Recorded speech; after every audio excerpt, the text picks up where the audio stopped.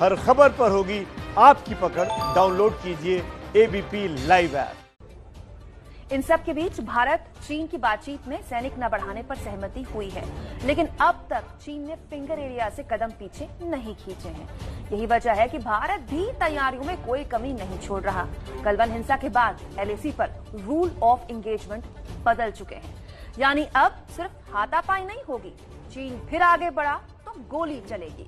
ABP news की team ITBP के एक ऐसे ही फॉरवर्ड ट्रेनिंग कैंप में पहुंची, जहां से जवानों को एलएसी पर भेजे जाने की तैयारी हो रही थी। धुएं के बीच से निकलते भारतीय सैनिक।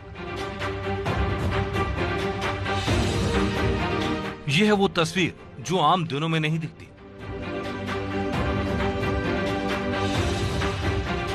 ये युद्ध की तैयारी का अहम हिस्सा है, जहां सैनिक धुएं के बीच दुश्मन पर वार करते हैं। इस ट्रेनिंग के मायने बड़े हैं, क्योंकि एलएसी पर रूल ऑफ एंगेजमेंट बदल चुके हैं। अब चीनी सैनिक आ गया है तो भारतीय जवान फायरिंग का इस्तेमाल कर सकते हैं।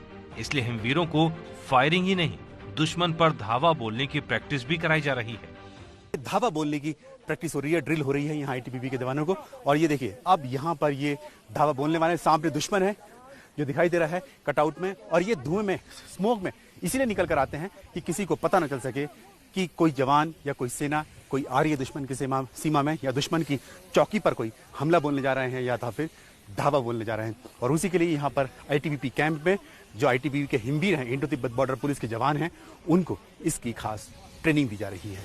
आईटीबीपी के इस फॉरवर्ड ट्रेनिंग कैंप में जवानों को अटैक और डिफेंस दोनों की तैयारी कराई जा रही है। जवानों के हाथों में स्वदेशी इंसास राइफल है और सामने है दुश्मन का कटआउट। पहले फायरिंग नहीं होती थी, लेकिन अब फायरिंग के आदेश दे दिए हैं सरकार ने, और इसीलिए ये जो जवान हैं आईटीबीपी के हिमवीर हैं, ये सब अपना एम ले चुके हैं। और एम दुश्मन सामने है, दुश्मन का कटआउट सामने लगा हुआ है, फायरिंग करनी है।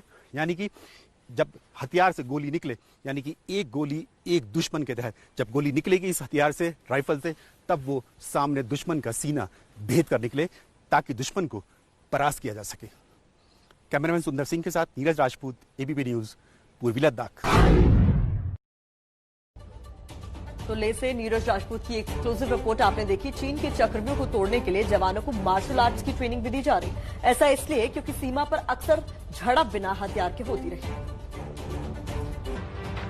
ये दुश्मन के दिल को दहलाने वाली आवाज है।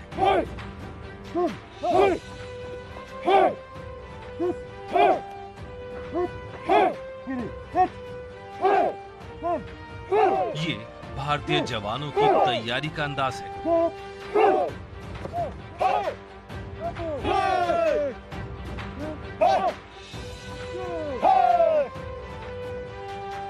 एलएसी पर भेजे जाने से पहले पूर्वी लद्दाख में आईटीबीपी कैंप में जवानों को तैयार किया जा रहा है। आईटीबीपी के इंस्ट्रक्टर भारतीय जवानों को मार्शल आर्ट के जरिए अनआर्म्ड कॉम्बैट यानी बिना हथियारों की लड़ने की ट्रेनिंग दे रहे हैं।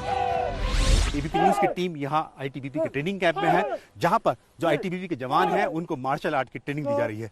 क्योंकि अभी भी जो परिस्थितियां जो हैं वो इस तरह की हैं कि दोनों देशों के जो सैनिक हैं, फायरिंग हालांकि हुई है, 3-4 बार हो चुकी है, लेकिन जब भी कभी लड़ाई होती है तो अनआर्म्ड कॉम्बैट ही होता है, यानी कि बिना हथियारों की लड़ाई होती है, जैसे कि गलवान घाटी में हुई थी। और इसी के लिए जो आईटीबीपी के जवान है इस वक्त यहाँ पर, जहाँ ट्रेनिंग सेंटर में है पूर्वी लद्दाख में, यहाँ से जाने की तैयारी कर रहे हैं एलएसी पर।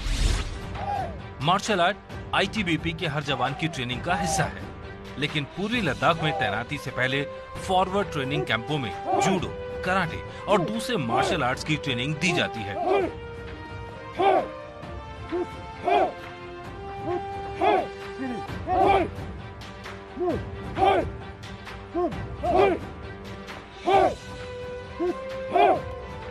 गलवान की झड़प के बाद चीन ने मार्शल आर्ट्स ट्रेनर को एलएसी पर भेजा था। इतना ही नहीं, रेजांगला के उत्तर स्थित मुखपुरी में मार्शल आर्ट के धारदार हथियारों से लैस करीब 50 चीनी सैनिकों की तस्वीर वायरल हुई थी, जिन्हें भारतीय जवानों ने रोक दिया था।